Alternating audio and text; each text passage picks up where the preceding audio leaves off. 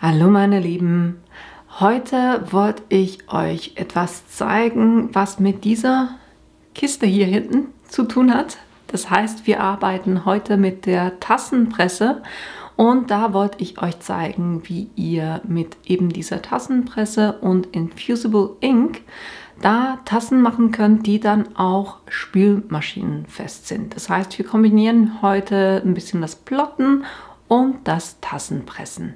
Mehr dazu gleich nach dem Intro.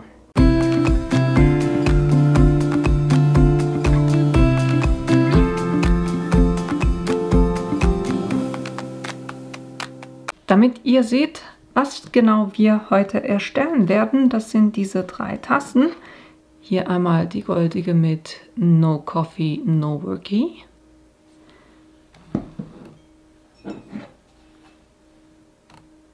Dann die No Talkie Before Coffee. Diese beide mit einem Glitzer.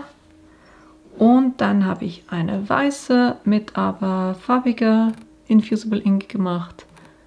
I drink coffee for your protection. Und das sind keine Fehler hier, sondern das ist eine gestreifte Folie, wo rosa und pink ist. Von dem her, das muss so sein. Und dann auf der Rückseite, ist der nicht süß? Das kleine Cricket-Figürchen, das leicht müde aussieht, das auf der Rückseite der Tasse. Und eben, wie ihr solche Tassen machen könnt, da gehen wir jetzt rein. Starten wir als erstes damit, was ihr alles braucht. Und das Wichtigste, ne, die Tassenpresse. Ich werde euch die ich verwende, werde ich euch unten verlinken. Ich kriege die gar nicht ganz aufs Bild, ist nicht so groß, aber meine Fläche, wo ich filmen kann, ist nicht so groß. Aber je nachdem, was ihr für eine anwendet, ich habe hier ein User Manual. Da seht ihr, wie die in etwa aussieht und wie man die dann öffnet. Wie das Ganze dann funktioniert, das werde ich euch dann im Großformat zeigen, aber von der Handhabung, ihr kriegt auch eine Instruction dazu, wie ihr die einstellen müsst. Und ich habe bei mir 4 verschiedene Manschetten. Die eine habe ich jetzt schon drin, weil die müsst ihr im kühlen Zustand reinmachen. Die ist in etwa so wie die, aber ein bisschen kleiner, passend zu den Tassen, die ich verwende. Und da gibt es noch eben eine etwas größere dazu. Plus ich habe dann in 2 Größen auch noch solche, die unten kleiner sind und oben größer, für diejenigen Tassen, die nach oben größer werden. Das eben bei meiner Maschine, aber da müsst ihr angucken, was ihr da für eine Maschine haben wollt.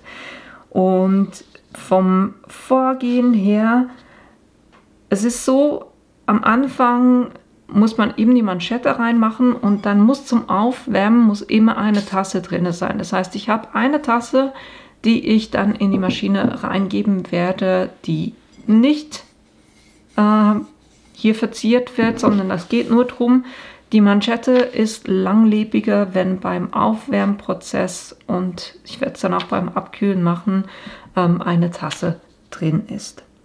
Einfach damit ihr das mal seht, ich zeige es bei meiner Maschine, aber eben da müsst ihr dann eure Maschine angucken. Ich habe hier auf der Seite einen Switch, also fürs Einschalten. Die muss natürlich am Strom angeschlossen sein und dann habe ich hier vorne einen Display mit OK, Enter und Pfeilen nach oben und unten und einer Digitalanzeige. Als allererstes muss ich den OK-Button drücken, dann mit den Pfeilen runter oder hoch, also es erscheint zuerst ein P1, dann mit den Pfeilen hoch und runter kann ich die Temperatur einstellen. Bei mir sagen sie 180 bis 200 Grad bei solchen Ceramic Mugs und da gehe ich auf die vollen 200 Grad. Dann, wenn ich das eingestellt habe, nochmal auf OK drücken, dann erscheint ein P2. und dann muss ich die Zeit einstellen. Hier steht es bei Ceramic Mark 200 bis 250 Sekunden und ich gehe da auf 220 Sekunden. Dann wieder OK und dann fängt die Maschine an, quasi sich aufzuwärmen. Das seht ihr dann auch auf dem Display, welche Wärme sie gerade hat. Und da dann nicht erschrecken, wenn die Temperatur zuerst runtergeht. Das ist aufgrund von der Temperatur der Tasse. Das heißt, es geht zuerst ein kleines bisschen runter und dann geht es aber wieder hoch. Und wenn die volle Temperatur eingeschaltet ist, kann man die aufmachen, die Tasse reinschieben und dann den Hebel runter machen und das dann für die volle Zeit pressen. Und wenn die Zeit durch ist, dann piepst einer kurz und dann weiß ich, okay, es ist durch und die kann ich rausnehmen. Was bei der Presse ist, also die wird, da wo die Tasse drin ist, die wird extrem heiß und auch die Tasse selber. Und deshalb zeige ich euch nachher noch, wie ich das dann handhabe. Aber an und für sich von der Presse her, das ist in etwa das, was ich mit meiner Presse machen muss. Aber eben guckt euch wirklich die Anleitung an, die ihr dann für eure habt. Wie es der Zufall will, und das ist wirklich ein Zufall, dass ich hatte dieses Video eigentlich schon eine Weile geplant für dieses Wochenende und am Donnerstag war das, glaube ich. Genau, Donnerstag kam dann das Announcement von Cricut, dass die mit einer Tassenpresse auf den Markt kommen. Und zwar fängt da der Verkauf am 11. März an in den Staaten. Das heißt, in etwa wird das bei uns sehr wahrscheinlich Sommer werden. Vom Preis her weiß ich noch nicht so genau. Ich habe irgendwas um $200 gehört. Da gucken wir dann, sobald die da ist. Das, was ich bis jetzt gesehen habe, sieht wirklich vielversprechend aus von der Handhabung und auch von der Sicherheit her. Aber das gucken wir uns dann an, wenn die da ist. Aber naja, ich wollte es euch trotzdem zeigen, weil dann haben wir dann auch eine schöne Vergleichsbasis von einer traditionellen oder von einer herkömmlichen Tassenpresse zu dann der Cricut. Kommen wir zu den weiteren Sachen. Die Tassen, ich habe euch eine schon gezeigt, die werde ich eben verwenden fürs Aufwärmen und Abkühlen. Und dann habe ich 3 weitere Tassen. Ich habe nochmal eine in Gold, dann habe ich eine auch Glitzer Pink und dann habe ich noch eine komplett weiße. Von den Tassen her, das müssten Tassen sein, die für den Sublimationsprozess oder für die Infusible Ink geeignet sind, sonst funktioniert das nicht. Die sind speziell beschichtet, da müsst ihr wirklich solche Tassen haben. Die sind aber auch nicht viel teurer als normale Tassen, muss ich sagen, zumindest da, wo ich die bestelle. Dann habe ich eben die Infusible Ink von Cricut verwendet. Ich habe 2 Motive in Schwarz und 2 Motive habe ich hier mit diesem Muster hier ausgeplottet und ich habe das mit dem Cricut Maker ausgeplottet, aber da könnt ihr eben den Plotter nehmen, den ihr haben wollt. Von den Designs her, ich habe euch das schon mal gezeigt, wie ihr Infusible Ink ausplottet und entgittert, deshalb habe ich hier den Prozess ein bisschen abgekürzt. Da verlinke ich euch das Video hier oben, wo ihr das sehen könnt, wie man das machen muss. Immer dran denken, Designs spiegeln. Und ich habe jetzt 3 Tassen und 4 Motive.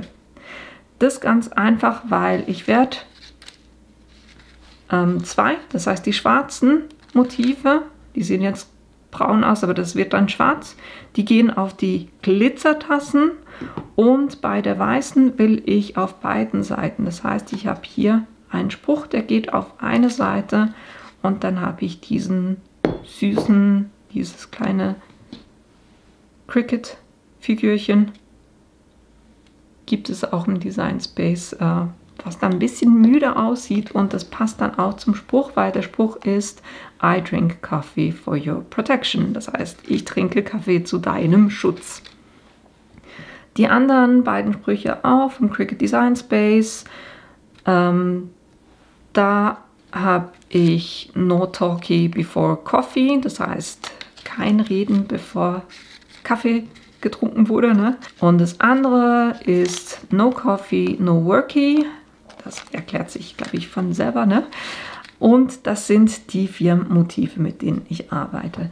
Ich brauche ein Heat Resistant Tape oder ein hitzebeständiges Klebeband, um das Motiv auf der Tasse zu fixieren, damit es da wirklich nicht verrutscht, weil wenn euch das verrutscht, dann habt ihr oder besteht die Gefahr, dass ihr so einen Schatten, man nennt das Ghosting, drauf ist, wenn das Design ein kleines bisschen verrutscht und dann weiter transferiert, weil das sind Farbpigmente, die sich mit der Hitze und mit dem Druck auflösen und sich auf die Tasse übertragen und sich dann mit der Tasse oder mit der Beschichtung, die drauf ist, verbinden. Und eben deshalb muss es wirklich schön an einer Stelle bleiben. Ich mache jeweils auch noch ein Stück Butcher Paper ringsherum. Das ist das, was hier in diesen Paketen mit drin ist. Dann habe ich auch noch einen Lindroller, weil bevor ich das ganze Design drauf bringe, gucke ich wirklich, ich habe die mit Alkohol abgerieben und trocknen lassen und gehe dann trotzdem nochmal mit einem Lindroller drüber, einfach damit da wirklich keine irgendwelche Fussel drauf sind. Eine Schere logischerweise für das Tape. Butcher Paper habe ich gesagt. Ich werde die Tassen, weil die eben extrem, die sind bei 220 Grad, werden die gepresst für 3 Minuten oder ein bisschen über 3 Minuten. Das heißt, die werden richtig heiß. Nicht am Henkel, da kann man es rein theoretisch anfassen, aber die Tasse selber. Und wenn ich die irgendwo hinstelle, mache ich das jeweils so, dass ich einfach meine Hitzematte nehme, wo ich das draufstelle. Aber da könnt ihr auch ein Holzbrett oder sowas nehmen. Einfach irgendetwas, wo dann das die Hitze aushält. Was ich jeweils mache auch ist, ich habe eine Schüssel mit lauwarmem Wasser. Das ist wichtig, ne? Nicht kalt und nicht heiß, sondern lauwarmes Wasser, wo ich die Tasse, sobald ich fertig gepresst habe, das Design wegnehme und die da eintauche, um den Sublimationsprozess zu stoppen und die einigermaßen abkühlen zu lassen. Warum nicht kaltes Wasser? Mit kaltem Wasser kann es sein, dass euch das Porzellan springt. Das wollen wir nicht. Von dem her lauwarmes Wasser. Was ich auch mache, ich habe einen Handschuh, der hitzeresistent ist, weil, naja, es ist, ihr seht, das Ganze ist Metall und ich will mir einfach nicht die Finger verbrennen. Von dem her nehme ich immer einen Handschuh, auch wenn der Henkel nicht heiß wird. Aber sicher ist sicher. Ich mache es lieber so, als wenn ich mir die Finger verbrenne. Vom Design her vielleicht, auch noch von der Größe. Ich habe mir einfach abgemessen, wie hoch sie ist und wie breit ich das ungefähr haben will. Bei mir sind es 8 x 8 cm, wo ich das Design ausgeplottet habe. Ja, und das ist eigentlich auch schon alles, was ihr braucht. Ich bereite die Tassen alle auch schon vor, damit ich dann wirklich, wenn die Maschine die notwendige Hitze erreicht hat, dass ich dann eine nach der anderen da reingeben kann. Starten wir mal hier mit der goldigen.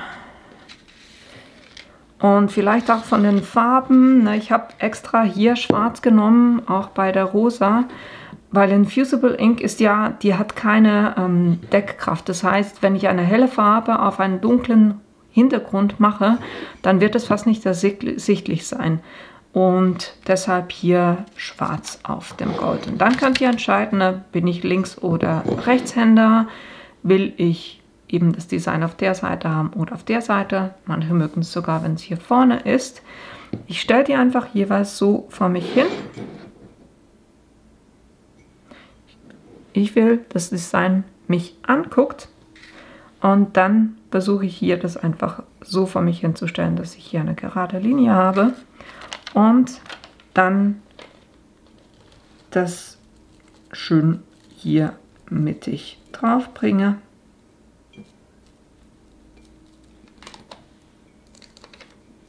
Drückt es einfach einmal fest.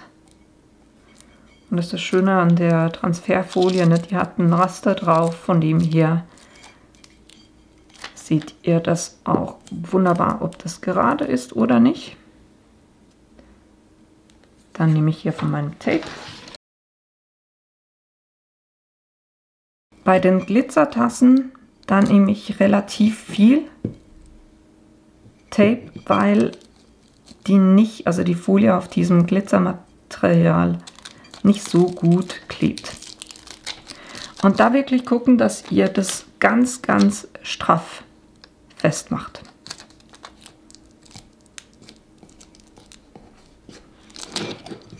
Das heißt, ich mache es auf eine Seite fest, drücke es runter und dann gehe ich hier wirklich drüber und presse das fest, damit das schön satt auf der Tasse ist, und mache das auf der anderen Seite auch noch fest. Und zusätzlich mache ich es oben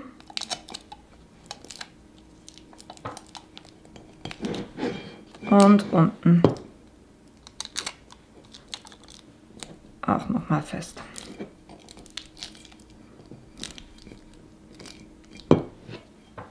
Und dasselbe auch mit den anderen.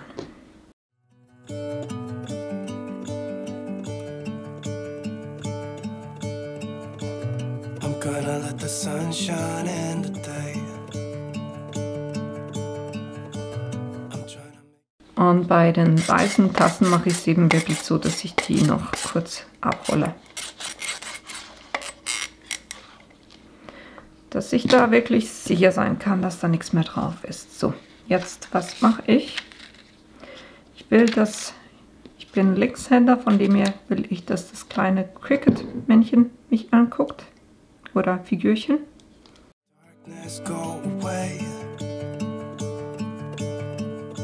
I'll paint with colors and I'll sing until my lungs give out. I'm gonna let the sun shine in today, and I will leave my windows open so that I can hear the sound of people talking and the wind blowing in the trees. Und ihr müsst da wirklich mit dem hitzeresistenten Klebeband drauf, weil wir gehen da mit 220 Grad drauf. Das wird sonst schwierig und dann habt ihr komplett die Rückstände vom ganzen Kleber auf der Tasse. Das ist nicht schön. So, ich habe das alles vorbereitet und in die Maschine reingeben werde ich eben jetzt zum Aufwärmen zuerst diese Tasse, wo ich nichts drauf habe. Und dann werde ich nacheinander die Tassen reingeben und da eben das Butcher Paper einfach drum legen und das so in die Maschine reingeben.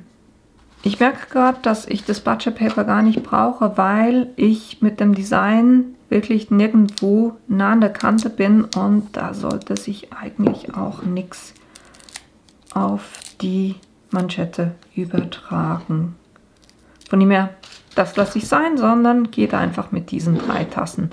Und zwar mache ich das so, dass ich da zuerst eben zum Aufwärmen, wenn ich bevor ich die einschalte, gehe ich mit der Tasse rein, bis das Ganze aufgewärmt ist und dann kann ich nacheinander diese Tassen da reinmachen. Und dafür gehen wir jetzt rüber an den anderen Arbeitsplatz und da gehe ich jetzt einfach durch die Schritte hindurch und dann seht ihr, wie ich das jeweils mache. Open up my eyes so I can see the light. Oh, and I'll try to spread my wings so I can fly. Oh, and the darkness starts to fade. Feels like things are gonna go my way. I'm gonna let the sun shine in the day. I'm gonna let the past be filled with smoke. I will try to fix what has been broken and take this weight off my shoulders, cause I know yesterday ain't coming back. I'm gonna let the past stay in the cold. I will listen to the ocean, let its unsaid words be spoken, and I'll let my mind be carried by the waves.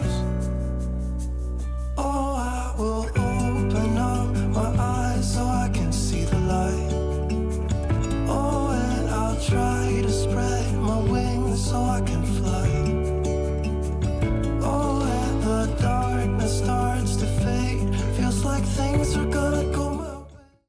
So, ich bin durch und die Tassen haben auch schon abgekühlt und ich weiß nicht, ob ihr das vom Display her, von der Perspektive gesehen habt, aber es ist wirklich so, jedes Mal, wenn ich eine Tasse reingegeben habe, weil die eben kühl sind, hat die Maschine zuerst die Temperatur, ist da runtergegangen und dann langsam wieder hoch und erst als sie oben bei den definierten 200 Grad war, die ich eingegeben habe, erst dann hat sie mir gesagt, okay, ich habe Temperatur erreicht, dann musste ich Enter drücken und erst dann hat er von den 220 Sekunden angefangen runterzuzählen. Das also bei jeder Tasse.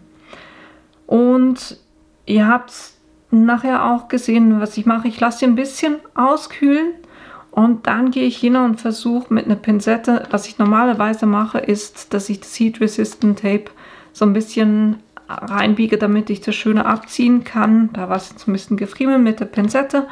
Aber naja, ich nehme das Design runter und dann gebe ich das eben ins lauwarme Wasser, damit die Tasse schön abkühlt und quasi dieser Prozess gestoppt wird. Jetzt gucken wir uns die Resultate an. Die erste war die goldige und ihr seht, da ist komplett die Farbe weg. Da ist keine Farbe mehr drauf, was Gutes heißt und es ist tatsächlich auch so. Die hat das wunderbar hier drauf übertragen. No Coffee, no Worky. Und so kann ich die auch in die Spülmaschine geben. Das bleibt jetzt wirklich drauf, das könnt ihr nicht wegkratzen. Und eben auch bei der Vinylfolie spürt ihr ja immer, wenn irgendwas auf der Tasse drauf ist. Und hier nicht nur, das ist in der Tasse drinne. Also da spürt ihr überhaupt nichts von. Von dem her super cooles Resultat. Die erste Tasse. Dann bei der zweiten Tasse, auch hier, wenn ihr euch das Transfer oder die Infusible Ink Sheet anguckt, ist auch die Farbe weg.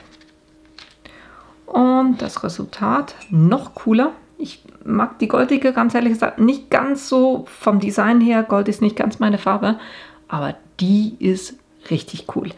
Na, wenn ihr euch das anguckt. Hammer, wie das übertragen hat, wie filigran das auch arbeiten kann und eben, das Design bleibt drauf. Da kommt jetzt auch nichts mehr wieder weg. Also da auch wirklich ein ganz cooles Resultat. Und das Allerbeste ist, hier hatten wir auch diese gestreifte quasi rosa Folie mit zuerst einem Spruch, da ist die Farbe weg. Und dann das kleine Cricut-Figürchen, auch da Farbe weg. Und gucken wir uns das Resultat an. Und es ist jetzt nicht so, dass es nicht richtig übertragen hat, sondern die Folie ist ja so, dass sie gestreift ist. Hellrosa und pink. Von dem her hat es das perfekt übertragen.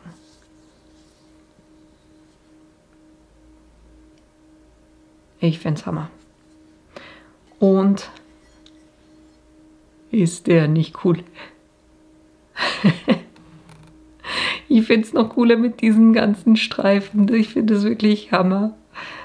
Nebenher habe ich die eine Seite mit einem Spruch drauf und die andere Seite mit diesem kleinen Cricut-Figürchen. Und genau so könnt ihr Tasten bedrucken, sodass sie dann auch spülmaschinenfest sind mit der Infusible Ink. Ich werde sicher, sobald die Tastenpresse von Cricut ich die habe, werde ich die euch auf jeden Fall zeigen. Und für mich ist auch klar, dass ich die unbedingt haben will. Einfach schon nur vom Sicherheitsaspekt, weil ich bin da bei der, ich habe immer so ein bisschen vorsichtig, weil es eine ziemliche Hitze erreicht und von den Elementen, die richtig heiß werden, halt einfach auch frei liegen. Aber eben, sobald es die Cricut Heatpress oder Tastenpresse rauskommt, werde ich euch die zeigen. Und das andere, was ich euch auch noch zeigen will, wir haben jetzt mit Infusible Ink gearbeitet. Ich habe ja am Anfang des Jahres gesagt, ich werde dann auch noch mehr zum Thema Sublimationsdruck zeigen, wo ihr dann wirklich komplette Designs ausdrucken und auf Tassen oder andere Sachen übertragen könnt. Auch das werde ich euch dann mit den Tassen zeigen. Aber an und für sich war es das auch schon, was ich euch heute zeigen wollte. Ich hoffe, euch hat diese Idee gefallen und ihr habt Lust, es selber auch auszuprobieren. Die Materialien, die ich verwendet habe, inklusive der Tassenpresse, die werde ich euch unten in die Links reinstellen. Und wenn ihr meinen Kanal bis jetzt noch nicht abonniert habt, dann tut das doch bitte, weil das hilft mir tatsächlich auch weiter. Und ich hoffe, wir sehen uns in einem meiner nächsten Videos wieder. Bis bald!